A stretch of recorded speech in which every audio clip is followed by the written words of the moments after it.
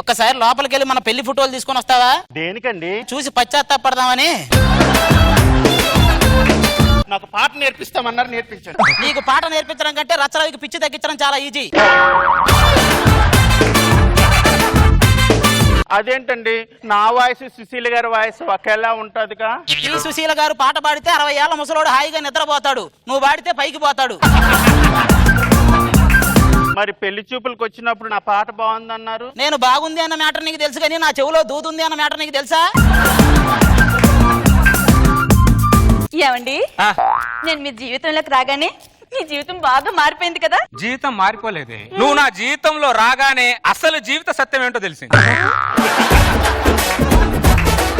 ఈ సంవత్సరం పెళ్లి చూడు తండ్రి. నాకు అప్పుడే పెళ్లి. పెళ్లి నీకు కదమ్మా, నాకు.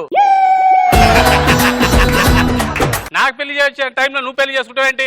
పెళ్లికి వయసుతో సంబంధం లేదమ్మా, ఎప్పుడేం చేసుకోవచ్చు. ఎవరు చెప్పారు? చంటి చెప్పాడు. మన ఇంట్లో మనకు పెళ్లి చేయనంటారు. మీ ఇంట్లో మన లవ్ మ్యాటర్ చెప్పేసావా? చెప్పేసా. ఏం చేద్దాం మరి? ఏం చేయాలంటే నువ్వే చెప్పేది ఒక ఐడియా. ఒక ఐడియా వచ్చింది. నువ్వు నన్ను మర్చిపోయి ఆ అబ్బాయిని పెళ్లి చేసుకో. నాకు ఆల్రెడీ చాలా మంది ఉన్నారు, తిన్నదాన్ని తగులుకుంటా. ఇదిగో, నువ్వు గానీ నన్ను పెళ్లి చేసుకోలేదనుకో, నేను సూసైడ్ చేసుకుంటా.